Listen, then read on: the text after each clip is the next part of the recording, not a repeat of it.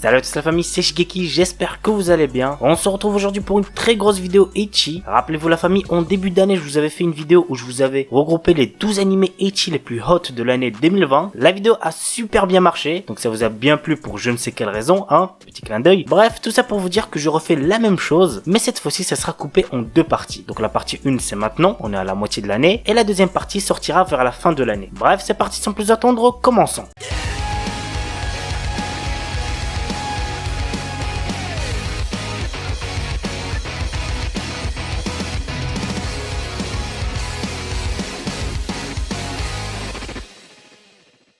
On commence avec un animé qui n'a absolument pas fait parler de lui cette année. Pour ma part, j'ai drop au bout de 2 épisodes. Mais bon, le ecchi est pas mal présent, donc c'est que pour cette raison que je l'ai mis. Il s'agit de Vlad Love. Voici l'histoire. Mitsuko Bamba est une lycéenne, toujours prête à donner son sang, au point qu'elle fréquente régulièrement une collecte de son quartier, malgré la désapprobation de l'infirmière. Un jour, Mitsuko y croise une ravissante jeune fille semblant venir de l'étranger. Cette dernière est si pâle qu'on dirait qu'elle va s'évanouir. Et pourtant, elle se met soudain à saccager le lieu. Alors qu'elle perd connaissance, Mitsuko décide de la ramener chez elle. L'anime a pour genre comédie, school life surnaturel et pour thème école vampire. Kyokyuku Shinkashita. Hiroyuki est un lycéen qui découvre Kiwamekes, un RPG en full dive au graphisme époustouflant, à l'IA impressionnante et qui permet même de ressentir le vent. Bref, cet RPG c'est une dinguerie. Mais malheureusement pour notre héros, peu de monde est présent sur ce jeu puisque beaucoup de joueurs se sont plaints que le jeu était trop réaliste. En effet, pour réussir une quête, il faut être en bonne forme physique dans la vraie vie et les blessures du jeu se répercutent dans la réalité. Tout cela ne repousse toutefois pas Hiro qui compte bien avancer dans ce jeu avec l'aide de ses compagnons de route. L'anime a pour genre action, aventure, comédie, ecchi, romance et pour thème combat, harem, jeux vidéo.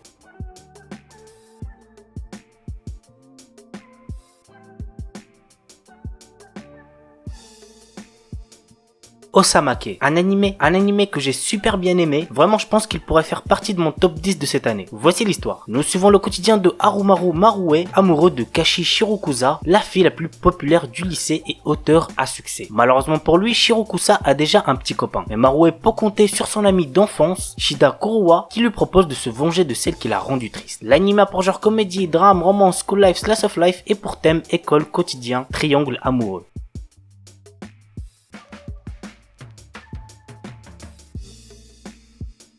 Oredake Hairiru Kakushi Dungeon. Une légende raconte qu'il existe un donjon caché renfermant des trésors et des objets rares. Troisième fils d'une famille noble ayant été ruiné, Nor, notre héros, a aussi perdu son travail. Il acquiert alors une compétence lui permettant de créer, d'attribuer et de modifier d'autres compétences. Pour l'utiliser, il doit accumuler des points en effectuant des tâches telles que manger des repas délicieux ou séduire de jolies filles. L'anime a pour genre action, aventure, comédie, ecchi, fantasy, romance et pour thème harem, magie.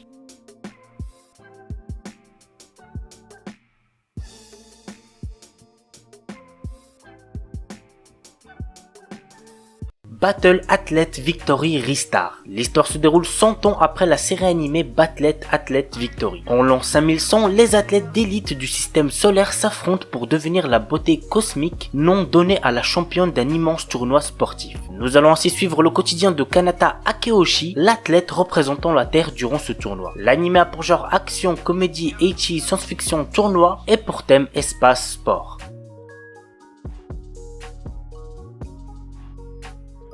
Red Dog of Healer, un animé qui a quand même fait beaucoup parler de lui cet hiver 2021, que ce soit en bien ou en mal. Je vous déconseille fortement de regarder cet animé si vous avez moins de 16 ans, il contient beaucoup de nudité ainsi que de la violence. Voici le résumé. Keiar, notre héros, en raison de son statut de magicien guérisseur, ne peut se battre seul et fut constamment exploité par les autres. Mais un jour, il remarque ce qui se trouvait au-delà de la magie curative et fut convaincu qu'un magicien guérisseur était la classe la plus forte. Cependant, au moment où il réalisa ce potentiel, il était privé de tout. Ainsi, il utilisa la magie de guérison sur le monde lui-même afin de revenir 4 ans en arrière, décidant de tout refaire. L'anime a pour genre action, aventure, drame, ecchi, fantasy, mature, romance, seinen et pour thème harem, vengeance, viol.